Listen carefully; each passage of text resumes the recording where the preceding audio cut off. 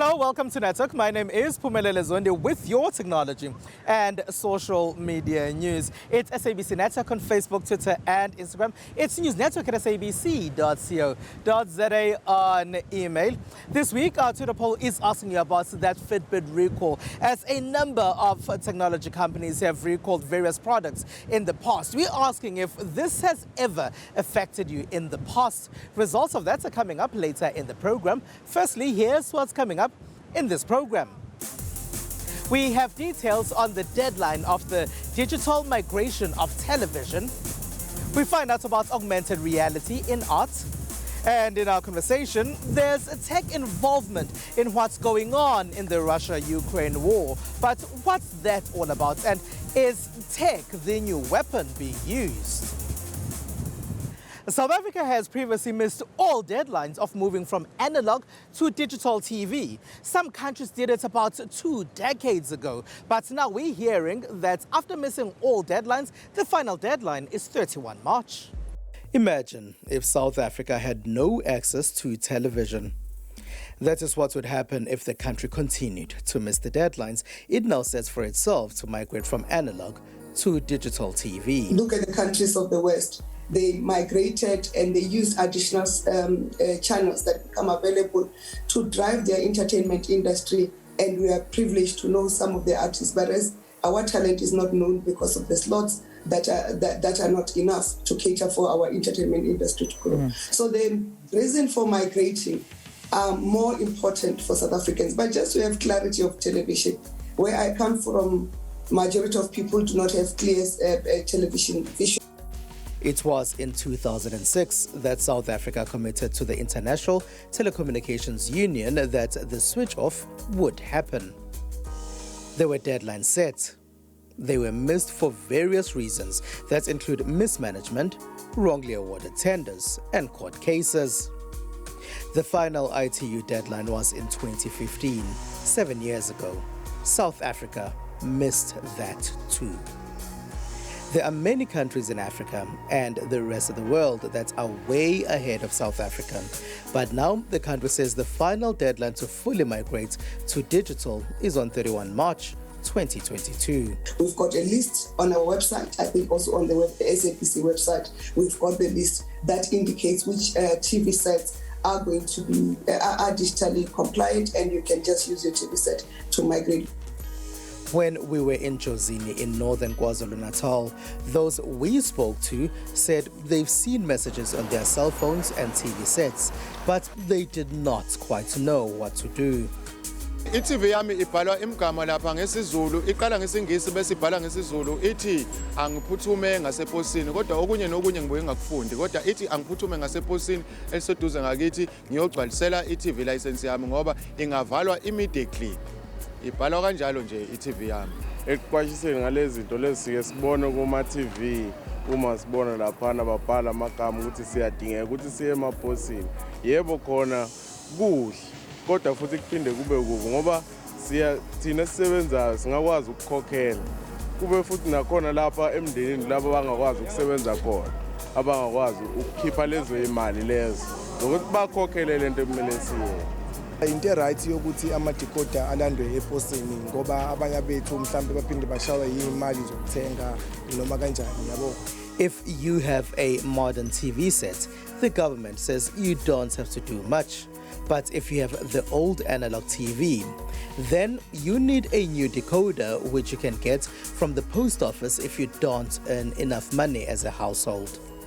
Overall, I don't think there's any doubt in anyone's mind that this migration from analog to digital is something that's going to benefit the end consumer. There are a number of different benefits. And we have to admit that whenever there's a process of change, it is going to be really, really difficult, both for government who has to implement it and for the end consumer who then has to go through an entirely new process. But ultimately, at the end of the day, the consumer is going to find that having gone through this process, it's going to be better for themselves as individuals and ultimately for the country. Switching to digital will free up spectrum that is needed by telecoms providers. Because we live in a society that is absolutely data hungry, data intensive. So when it comes to mobile broadband, we're using quite a bit of it and quite a bit of spectrum, and this is only going to increase over time. But there are limitations in terms of the technology and the ability to free up more spectrum. So the only way that governments, not just in South Africa, but around the world, can actually free up more spectrum is to make the move from analog to digital and free up that analog spectrum for more mobile broadband and other ICT communication needs itself. The final date was declared, even though there are still court cases that aim to block the switchover on the intended dates. We all want beautiful art pieces to decorate our homes, offices, and other spaces, but sometimes those that sell this art worry about it getting stolen, and sometimes the art piece could be too far away from you to see what it would actually look like in your home. That's where augmented reality can help. Here's producer Sandile Hlangani telling us about it. Ever dreamed of hanging artworks by leading artists around your home? Well, now you can for free thanks to augmented reality, or AR as it is known. Images such as I See a Different You by Fatuani Mukeli and Trevor Stearman's Next Generation's Leaders are among some of the works that can be displayed in your home. The only catch is they will not physically be there, but can be seen virtually via an app on your smartphone. We're now moving into a very digital future. You know, everything from a smartphone to the Facebook to the metaverse to the whatever, it's all becoming as digital as possible because digital access is easy. I can go to the shops, I don't have to leave my house, I don't have to leave my couch. Now, if you think about it like this, how can we create spaces that somebody can experience your artwork without leaving their couch? Virtual reality and mixed reality is the way to do that. AR art is based on the technology that brought us popular mobile games like Pokemon Go and is being adopted by contemporary artists. When you sell your NFT, there's the blockchain, everything's baked into the blockchain. It's essentially a smart contract. So what that does is it protects the artist, it protects it from counterfeits, and then it also allows that artist to make royalties in the future for future sales of their piece. You know, in the physical world, you don't get that. Fatuani Mukeli is a contemporary painter and AR artist from Soweto. He considers himself an AR control freak when it comes to his paintings. So I'm a painter. I work on canvases and paper. My main mediums obviously is charcoal and acrylic paint. And my subjects are mostly my childhood and my experience growing up with my mom, being a single child, and all the things I used to do when I was a kid. The contemporary artist who is celebrated for using production and content creation to positively transform black representation in South Africa is moving into a virtual world of illusion and curiosities. I believe that if you're not adapting, you die. You know, the universe is evolving. You have to evolve with it. As art is growing, and as much as we love traditional art, we need to be competing and playing in the spaces that are new and unfamiliar for us. That way it creates more opportunity, it markets us, and it puts us in stages that we wouldn't be able to get into. Art managers say bringing art into a domestic context allows viewers to co-create by selecting the placement of the artwork and designing unique interactions with space. But with mixed reality, we're not talking about something like walking into a space and seeing the physical version of that space, but then also being exposed to the virtual reality of that space. So like you can see in the back there, what we've got is a virtual gallery that is an experience that is representative of a physical gallery. And by mixing those realities, we can create something new and something exciting. They say this also opens a window to scammers who are hijacking paintings and photos of real art to sell fakes.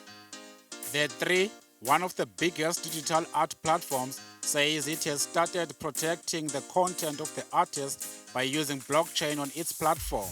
What we're trying to do is we're here to build a NFT platform that's going to allow African artists from all over, all walks of life to express themselves on the blockchain and for them to have easy access to the joys and the benefits of blockchain technology and everything that NFT technology has to bring. Those starting to experiment with AR can also read about Mukeli's creative process that shows how he makes his hand-drawn pieces viewable on his Instagram account. If there's gonna be a new thing, I want to understand it, learn it, and try it out. You know, I grew up in the generation of when we playing with computers, 386, 286, and whatever Y2K things. So I'm always curious what's new, and I learn it. If it resonates with me, I get it. What's great is that anyone with a smartphone can engage with the art in new exciting ways. Often when our computers, our smartphones and other gadgets get old, we generally don't know what to do with them and we discard them anyhow, but that creates a massive e-waste problem. And now there's a new initiative that's trying to resolve our e-waste problem. It seems South Africans have varied ways of discarding broken or old electronics. We got this notion from asking young people how they get rid of unusable electronics like computers and phones. What I normally do with my broken phones, laptop, TV, some I throw them away, some I keep them just in case, like if a phone has a cracked screen, I hustle money for it and then to be fixed. And then some I just, if I see like it has a bit of problem and I can't like find the money to fix it, I give it to someone who needs a phone. What I usually do with my broken stuff, I either sell it or try fix it, or I give it away. I have never thrown away any of my devices because I've always given to my younger cousins to use them, because if I'm a business owner, so if I want my system to be effective, to effectively work, so the previous devices that I had before, I've given to my younger cousins who are in schools or colleges, they're practicing something. According to a non-profit organization, E-Waste Association of South Africa generates about 6.2 kilograms of e-waste per resident annually, and of that, 12% is recycled. As a solution to this growing plight, the Gauteng Department of E-Government and the University of Johannesburg have collaborated to launch the Gauteng e-waste management system. So one of the key things and what this strategy makes so wonderful is that e-waste has an intrinsic value, and if we can organize the logistics of that waste and the feedstock of e-waste and get it to a position where it can either be refurbished and brought back into the economy, or it can be mined for the minerals that's locked into it, there's a value in that. And what eGov is trying to achieve is to have a strategy in place so that local government and provincial government in Gauteng can manage that feedstock and get it to the recycling centres. Speaking on refurbishing electronic waste, these young entrepreneurs from Rhodes University in the Eastern Cape have created a business model that can help create jobs for both skilled and unskilled youth using discarded electronics.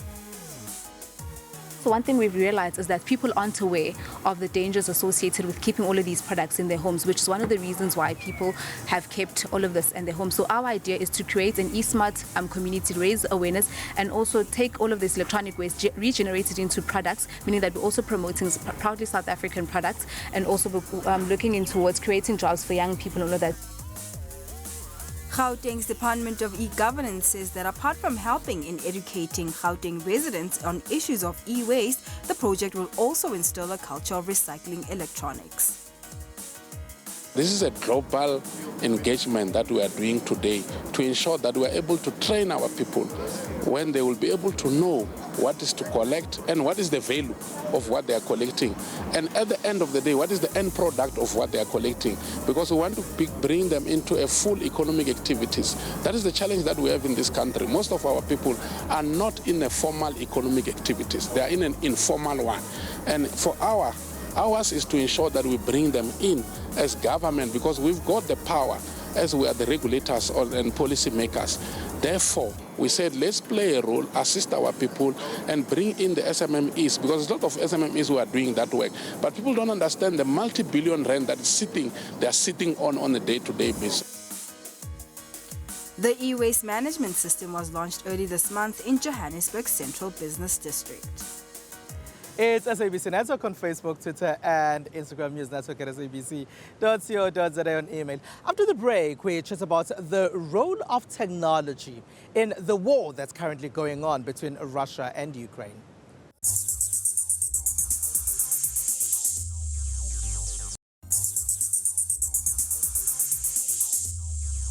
It is SABC Network on Facebook, Twitter, and Instagram. News Network at sabc.co.za on email. Welcome back.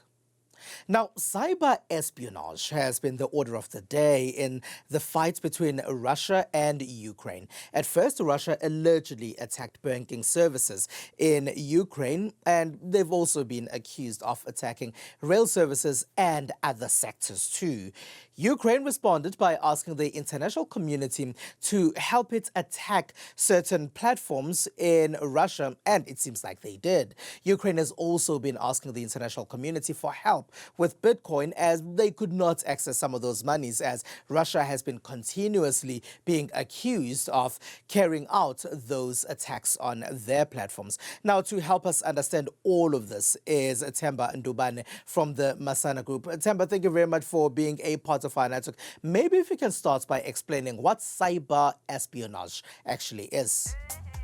It's just basically someone who is spying on you so that they can get an advantage over you, and they can be able to know what you're up to and see if they can, stay ahead of you or breach whatever it is that you're trying to do. So whether it is governments or businesses that are trying to, get ahead of their competitors, or they feel there's someone of interest that they need to know their whereabouts and what they're doing, that's basically then what is cyber espionage. So it's the same thing that happened with Russia and Ukraine. Before this war could become this full scale, there was a whole lot of cyber espionage that was happening between Russia and Ukraine. And Ukraine has been pushing Russia to back off. Now it got to a point where Russia then started attacking physically. And now Ukraine is fighting back using cyber attacks and attacking directly at Russia. They've managed to attack the satellite that Russia uses for monitoring of their vehicles and a number of other systems that they managed to gain access to. So this is something that has been ongoing, and it will still be, it's just going to get worse and worse with different governments and different organizations that are of interest to these cyber criminals. We're hearing about this in the fight between Russia and Ukraine. How much of this has been used by other governments in the past? So it's been used very much. As I said, most of these countries are countries that are trying to get an edge over perhaps their neighbors or the countries that they feel have a bit of an advantage over them, especially when it comes to trade. So if a country feels that country A is a bit ahead of us and we feel to cover the gap, they'll obviously try and spy on them. And spying on them is just to try and understand what methods they use, what are they planning to do next, and what impact it will have. So once they've got that information, they can be able to counter them by probably bringing something that's even better, or something that, try and distract the whole public. Themba, have there been cases of cyber espionage that have involved South Africa? Last year, it escalated where our own President Cyril Ramaphosa appeared in the Pegasus project list of people that were either of interest to be hacked or hacked. But eventually, it also got confirmed that they did get to the point where he was hacked. In Ukraine, we've heard that the rail services was also allegedly attacked. In South Africa, we heard that Transnet also suffered a cyber hack in 2021. Why would they go after transport infrastructure? Transport is a means of commercial exchange. That's where a lot of businesses run. And obviously, if you attack that and destabilize it, you're affecting a whole lot of businesses. So if I am a business and I have a competitor out there who has an edge over me because they have all the money to pay every means of transport they can get to make sure that their products are able to move from point A to point B, and I feel that they're starting to gain even more access to the market because maybe some of my clients are not happy on my delivery times and strategies that I'm using to make sure that I deliver according to our agreements.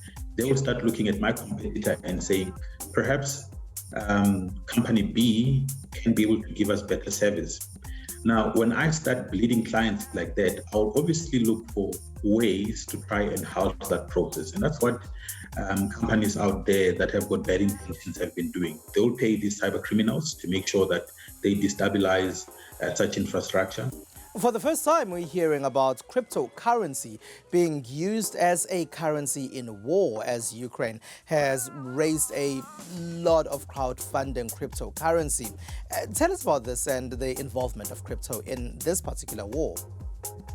Cryptocurrency or Bitcoin, first of all, you can't trace that directly to a human being because it's just a currency that's floating online and it has been encrypted such that you can't overuse it as well. So the best thing to do is to hack online, try and get someone else's cryptocurrency or Bitcoins. It's basically like logging onto someone else's bank and withdrawing their money so that you can be able to use it for your own good. And I mean, for these guys to be able to continue fighting this cyber crime, they need some kind of funding, they need some kind of funds. And you know, if it is that funds are coming in a physical form, then they are traceable. If it is coming in cryptocurrency, you can't trace them. So they can carry on with whatever that they're doing without worrying about their security, which then makes sense that they use the same strategies with this Ukraine and Russia war, because Ukraine then end up saying, we're inviting everyone out there in the world that has got skills that we can use in this cyber war. All right. Themba Ndubane from the Masana Group, thank you very much for being a part of our network. And with that, let's take a short break.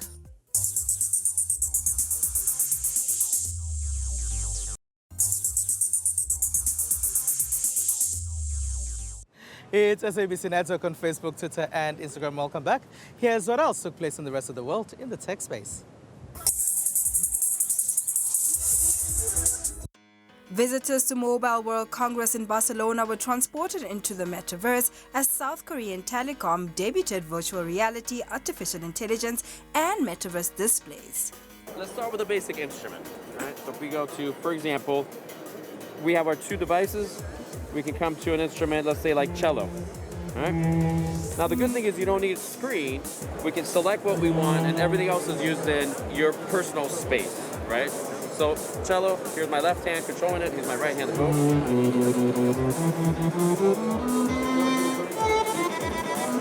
can see how accurate and precise it is. Jump Studio, the mixed reality captured studio, created an immersive K-pop concert experience via volumetric technology that was experienced through a head-mounted display. Visitors were also able to try out a VR version of SKT's metaverse platform Ifland. And now in the USA, digital art normally exists in the non-tangible cyber world that's often hard to access or even understand, but a digital art collecting platform has launched the first in-person non-fungible token vending machine in New York City, aiming to make such art pieces as available as a soda or candy bar. It's for everyone because it's a vending machine. We haven't met someone yet who hasn't used a vending machine before, but when we think about kind of the early adopters here, it's the crypto curious, the people who they tried to buy cryptocurrency or they were interested in buying an NFT, but they just hit too many barriers. Starting with $3 million in seed money, Neon hopes to roll out more vending machines in malls and other public spaces, still in the USA. Apple said it has stopped sales of iPhones and other products in Russia, joining a growing list of major US companies who are shunning the country after President Vladimir Putin ordered an invasion of Ukraine. Fellow tech giant Google dropped Russian state publishers from its news. Ford told its Russian manufacturing partner it was suspending operations in the country, and Harley-Davidson halted its business in Russia and stopped all shipments of bikes there. The global reaction has turned Russia in a matter of weeks into a financial pariah, with the central bank hamstrung by sanctions, major banks shut out of the international payment system, and capital controls choking off money flows.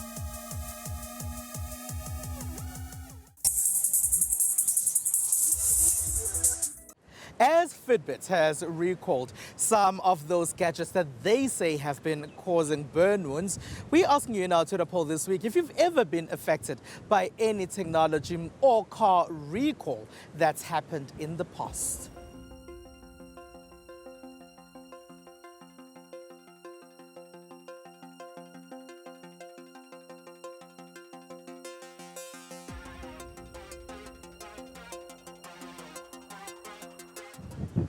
All right, and that's it. That's all we have for you. Find us on SABC Network, on Facebook, Twitter, and Instagram. It is News Network at sabc.co.za, on email.